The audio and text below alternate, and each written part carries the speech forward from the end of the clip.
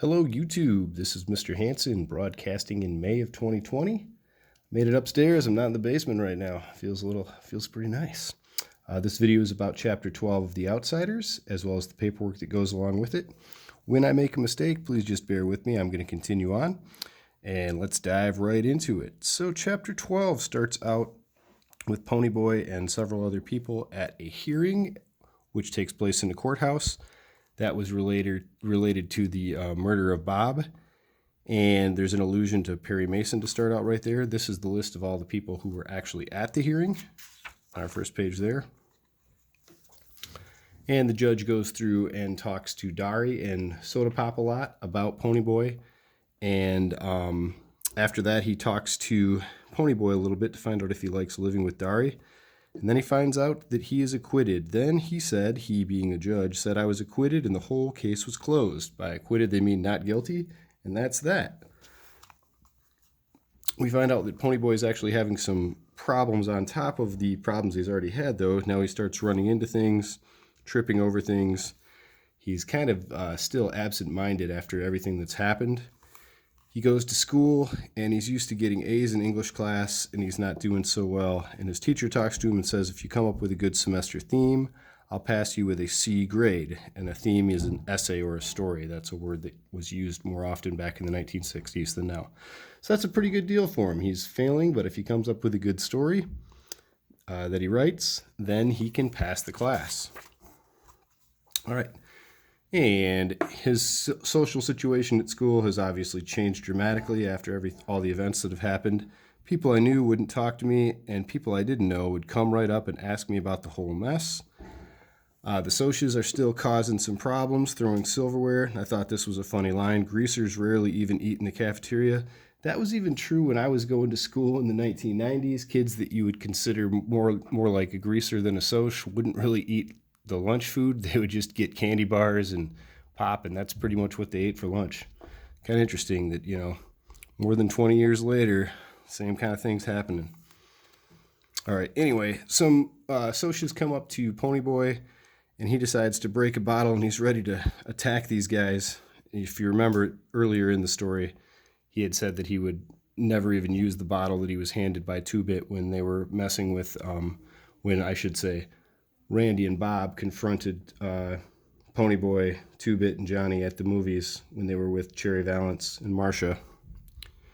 And Two-Bit says, "You really would have used that bottle, wouldn't you?" So you can see that Ponyboy's character has changed quite a bit in that regard.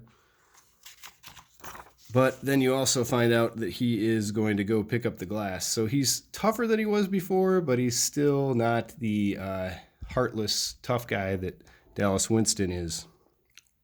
Moving on from there, he goes through some ideas of what he might write about for this theme so that he can pass English class. Thinks about writing about his dad, but that'd be really difficult seeing that his dad has passed away and he's not ready to do that yet. Thought about writing about Mickey Mouse, but it just ended up being really corny. Okay.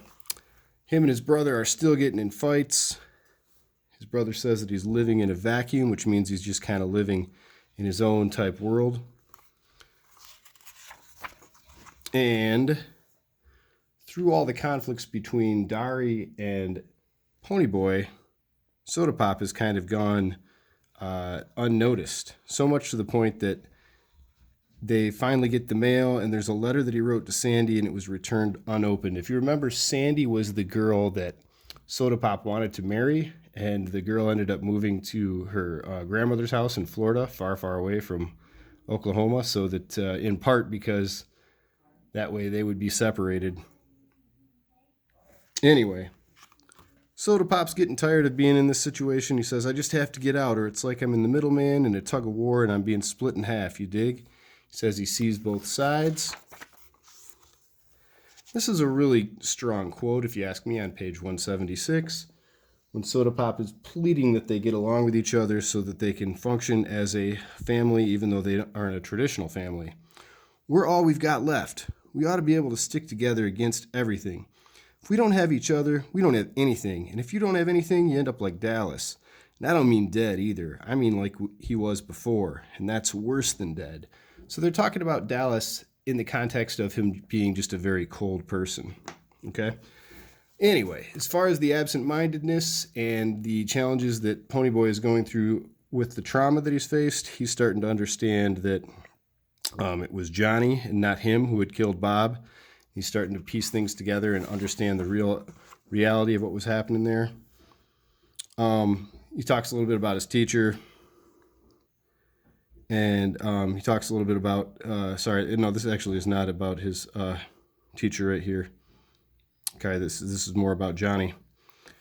And as he opens up his book, he finds the book being Gone with the Wind that Johnny had left him. He finds a note from Johnny, and you can read through the whole thing or listen to it again through the audiobook. Their lives are worth more than mine. They have more to live for. So he's come to terms with the situation that he is going to die, and he's still thinking about that poem that Ponyboy had recited when they were at the church. You're gold when you're a kid, like green. Okay? He goes through some other ideas on that as well. After he reads the whole story, after he reads the whole letter from Johnny, comes up with an idea of what he's going to actually write about for his English theme. And he says, I could picture hundreds and hundreds of boys living on the wrong side of cities. Someone should tell their side of the story, and maybe people would understand then and wouldn't be so quick to judge a boy by the amount of hair oil he wore. So, we get to the end of the book. We're on page 180. After we consider everything that has happened to Ponyboy, he begins his theme with these words. When I stepped out into the bright sunlight from the darkness of the movie house, I had only two things on my mind, Paul Newman and a ride home. And if we go back to the beginning of the book, you will see those exact same words.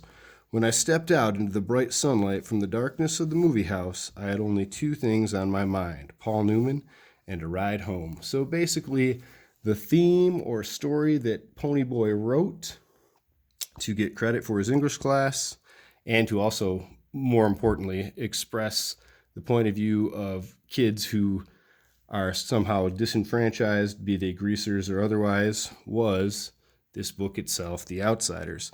So I thought that was a really cool way to end the book. The resolution is clear that Ponyboy, Dari, and Soda Pop will be able to live together still.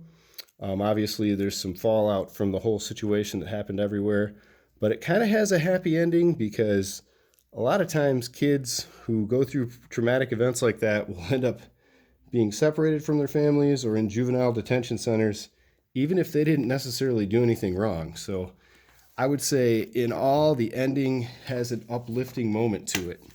What do you think? Let me know in an email, or if you want to put something school appropriate in the comments of this video, you're more than welcome to. Let's check out some of the questions here. We are on chapter 12.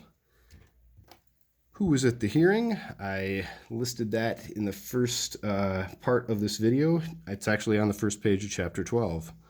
What does the judge ask Ponyboy? We highlighted that section as well. What deal does Ponyboy's teacher make? Please explain why.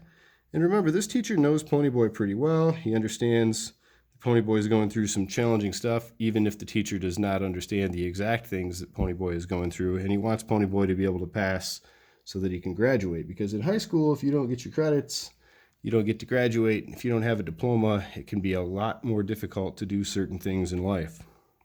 I'm not saying that everybody that doesn't have a diploma is going to be in trouble or have a difficult time, but in general, it's a lot easier if you do have that diploma. Why does Soda get so upset? This is at the end of the chapter when he feels like they're playing tug of war with him, and there's other things going on as well with his girlfriend. What does Ponyboy realize about the lies he has been telling? By this, I'm referring specifically to, or not me, but the question is referring specifically to how he thought that he had killed Bob and it wasn't Johnny, and some other things as well. Moving ahead from there. Why doesn't Ponyboy feel scared when the Socias approach him and he threatens them with a broken bottle? Think about everything that's happened to him. See if you can write down 2 or 3 complete sentences explaining how his character has changed. He is no longer the shy greaser. There's more going on with his character. Explain how Dari and Ponyboy play tug of war with Soda. That's towards the end of the chapter. We discussed that a little bit, or I discussed it, I should say. What do we learn is so special about Johnny? Think about him. He's the person who would listen to other people. He obviously has a more sensitive and analytical side as well.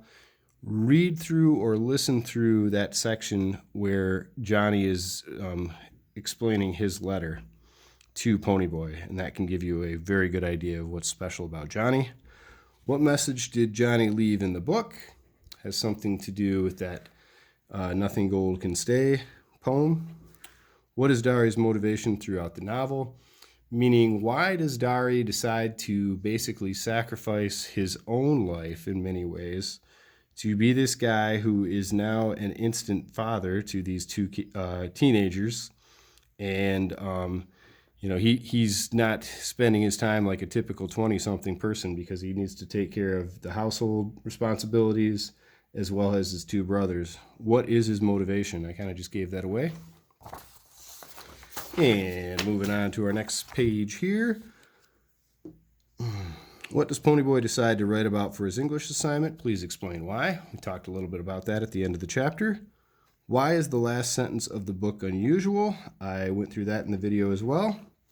And why is the title of the book The Outsiders? Who is the biggest outsider of them all? Please explain. So think about that concept. Why would that be the title that they chose for the novel itself? There's a couple other sentences or papers I need to go through, and this one specifically is talking about the characters at the hearing. Hopefully you are never at a hearing where you need to decide who you're going to live with, but if you do, this might come up in some capacity. Pretend you are Dari. What will you say? Okay. Why, and this is all specific to why the Curtis brothers should be able to stay together. Why should they be able to stay together? Pretend you are Dari. What will you say to support the argument that they should stay together? Remember, you're focusing on that. Pretend you are Soda Pop. What will you say? Remember that Soda Pop and Dari were the ones who did most of the talking in this capacity, and that Ponyboy was really kind of in the background there. The last one, though, of course, says, pretend you are Ponyboy, what will you say? If you go back through the chapter, it says what he said, to tell you the truth. And remember, the judge doesn't ask him too many questions. Most of it is focused on Dari and Soda Pop. But anyway, just go through this practice to explain what you would do from your point of view if you were Dari or Soda Pop and Ponyboy in that regard, and you're at the hearing, and what you would do to support that argument that the boys should be able to stay together, since they're all brothers and since they live together and they're doing okay. All right, there's one last paper to do for these chapters, and next week we'll kind of go through an overall literary analysis of the book.